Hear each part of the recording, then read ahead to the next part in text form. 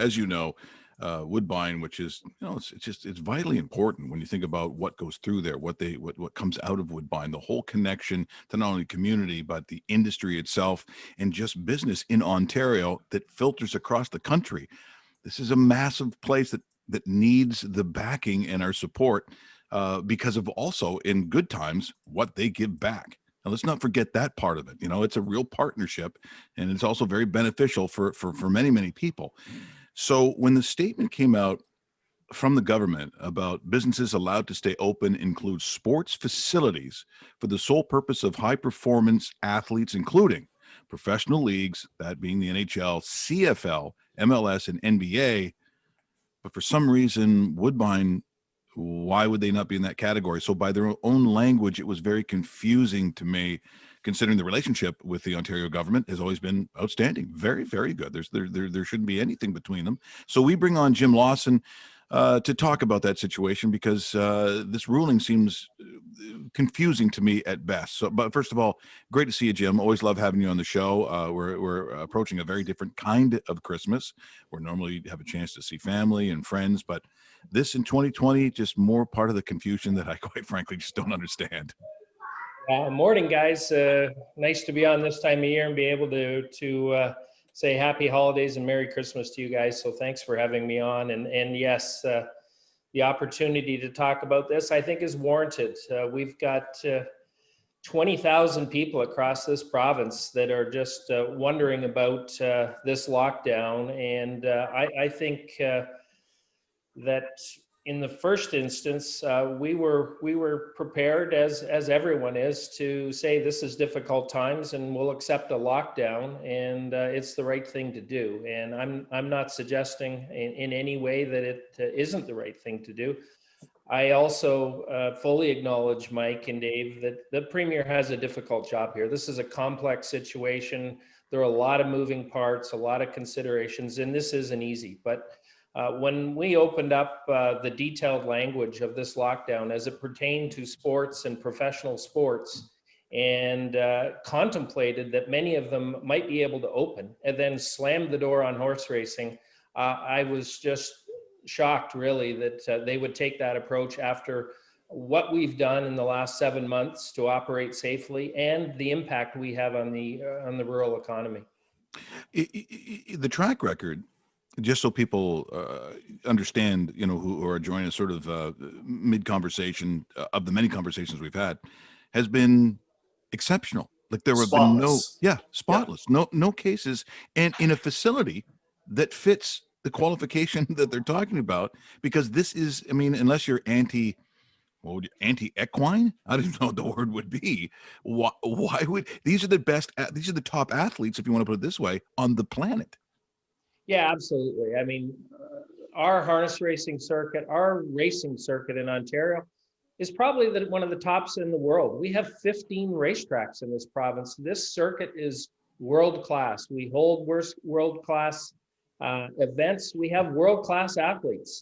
There's no question. Our drivers, our jockeys are tops in the world. This is remarkable, really, that in light of what we've done, and you mentioned our safety record, we operated at Mohawk for 7 months with live racing, that is, without a single transmission on the property. You'd shake your head at hearing that statistic. Like, how does that happen? We operated 5 nights a week through the summer and not a single transmission of COVID. At Woodbine, and this is well documented, I don't want to retread that, but at Woodbine, 2,000 people going into that backstretch for 6 months. We had 1 jockey right at the end and 2 valets, possibly. We never proved that there was a transmission on the property. 7 months of 2,000 people coming onto the property every day and not a single transmission. So we have an impeccable track record, quite remarkable. Hats off to the Woodbine management and all the horse community for the contributions. They took this seriously, rolled up their sleeves, and now the entire harness racing community across the province is faced with something like this. After they worked so hard to stay safe and keep everyone safe, this is a real shot at the harness racing industry relative to other sports. And as I said, let's treat everyone fairly, equally, and treat them on their merits. If lockdown is the right thing for everyone, then tell us that. But don't go ahead and do something like this. It's wrong. Yeah, and I think that's what the bottom line is, Jim. It's just let's create some fairness throughout all sports in the province, because there clearly has been a disregard to the racing industry, and I think that's the thing that kind of cheeses most of us off. And you consider the amount of jobs in the thousands across the province, what horse racing does and the horse racing community does as far as employment is more than CFL, NFL, or CFL, NHL, MLS combined. As far as staff is concerned, it triples them. Yeah, I don't really understand it. Woodbine Entertainment alone is responsible for 15,000 full-time equivalent jobs. Now, with all due respect to my friends at the Canadian Football League, and you guys know I love the league, and I was chairman We all do. for 7 years. The Ottawa Red Blacks would be responsible for 100 to 150 max full-time equivalent jobs. We employ 100 times more people. Yeah. I mean, and these people live hand to mouth. These are not wealthy people. These are your neighbors. These are your friends that are in the harness racing industry. And it's upsetting. And I'm glad you guys gave me the opportunity to talk about this. And furthermore, when you consider sports, and again, I'll just use football as an example, there's no track record there. Here, the government is contemplating that the CFL, and I'm not picking on the CFL, I hope they can play, but they're contemplating they can play. This is a sport that showed in the United States that it can't proceed with great safety measures. You've likely got 100 to 150 people between both teams and trainers and coaching staff down on the field at any given time. We're operating live racing with 40 or 50 essential personnel in the paddock and rotating them through. They also meet the standards for capacity limits that came out. So this is just wrong, guys. We're likely to try and push this forward, hopefully with the help of people like you and letting us have government understand this and people understand this. People will contact their MPPs. We're considering an application to the Provincial Health Advisory Committee to set the record straight on this. I think it's, if you compare ourselves and our track record and what we're doing relative to the game plan that the National Hockey League has, with people flying around and staying in hotels and teams coming in from other provinces. Listen, there's no comparison in terms of the safety bubble that we have in our industry and the people. And we're going to bring this to light. It's just not right. I don't know where this is coming from. And I'm not, as I say this, I don't know that David Williams and his people will ultimately approve the NHL during the lockdown. But the way that this came out and the wording in this is really wrong and unfair. And we just want to be treated on a level playing field. If we can't go, then others shouldn't be able to go either. And that's nothing against them. This is all about safety. Yeah, and as you've mentioned many times on the show, including today, your relationship with the government has been very, very good. And I think you've also been very appreciative of the difficulties that you'd have in trying to run a province at this time of year with all these challenges.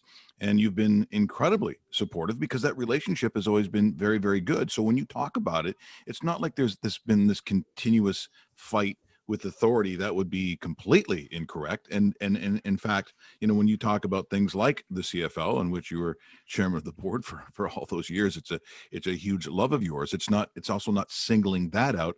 It's just saying that we all need to play by the same rules. It's no different for me than officiating. I'll go by the rules as long as the rules apply to everybody. That there's people for years, always pointing fingers at officials. I said, well, they're only as good as the support you give them. And as long as it's fair on both sides, then I will abide by those officials all the time. And in this case, the officiating is kind of unfair. They're kind of saying it's offside, for everybody else, or you're all onside except for these guys. To me, it's bad officiating. Yeah, and it's devastating to an entire industry. In our case, it's just It's a very sad situation for these people, and that's who we're fighting for. Relative to our relationship, we've been very supportive of government. Government's been very supportive of us, and we've been appreciative. We were the first live sport in Yes, this that's country right. to start in June. And we worked closely with government. We developed the handbook on how to do this, and working very closely with government departments. And here we are with a perfect safety record. And they specifically not only singled us out as not being able to proceed, and then contemplated that other sports could proceed. It just, it doesn't make any sense, guys. Jim, I'm getting a couple tweets while we're talking here on air, so there's obviously some concern out there, and probably many more listening right now. What's the best way somebody could voice their opinion about this to the government? If they're listening to us and say, I want to do something too, to let them know what I feel. Yeah, listen, I think the best thing is to contact your MPP. That's the best people can do. I mean, we obviously are using all of the outlets we have. Lobbyists, we're talking. We spoke to the Premier's office yesterday. We're reaching out every avenue we can.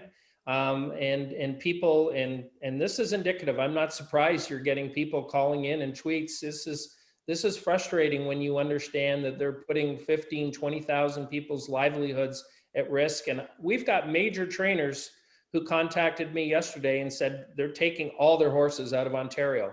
And some of them don't come back. There's harness racing in all of the northern states, and they may not return. And this is a real difficult situation that we're facing.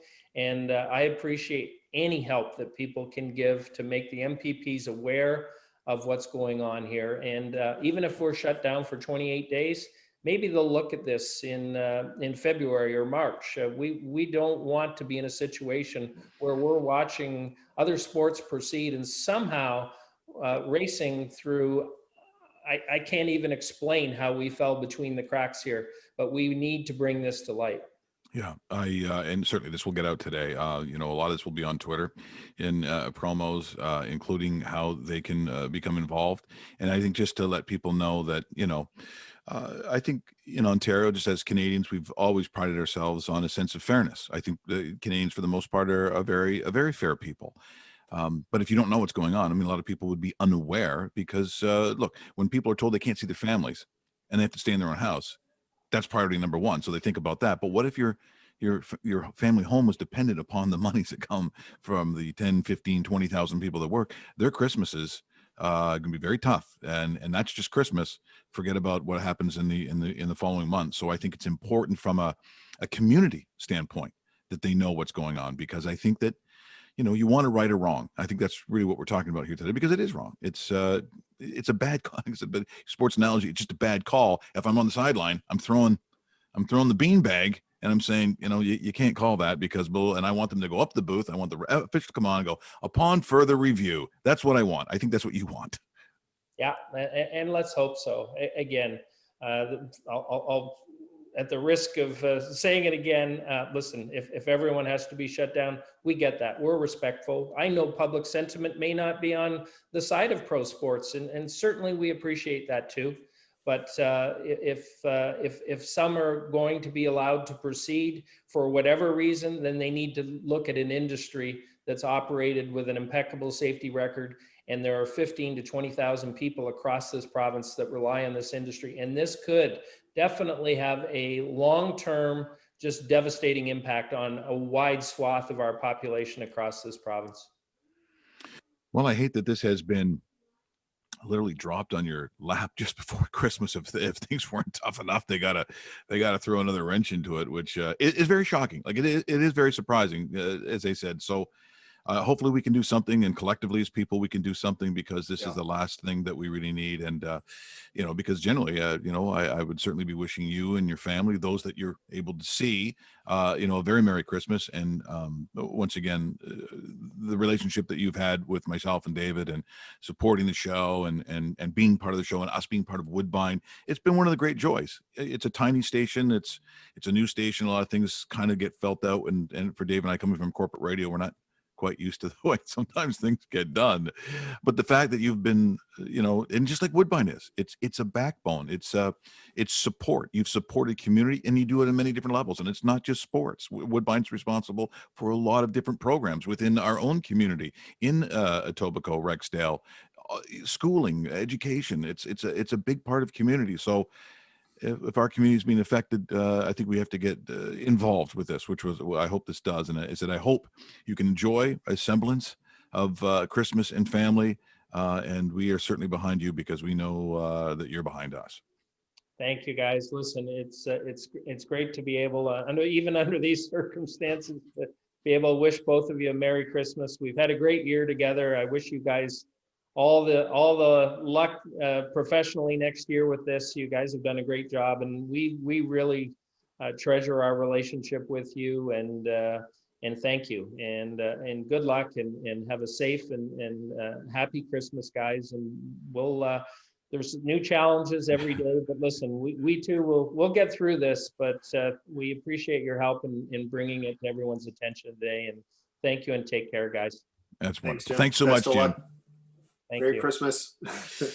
That is Jim Lawson, the CEO of Woodbine, telling you exactly what has come down, what is going on. And if you're like a lot of us here this morning, listening to sort of the ruling, it's I don't mind telling you, it's a little bizarre. I don't quite understand the thinking, but now that you've heard it, and now that you're going to see it, hopefully, if you want to get involved, this is the time to do it, because that industry doesn't need any more challenges than it's already had. And as you said, affecting 10, 15, 20,000 jobs. It dwarfs what Dave had said about, CFL, which we love, NHL, MLB.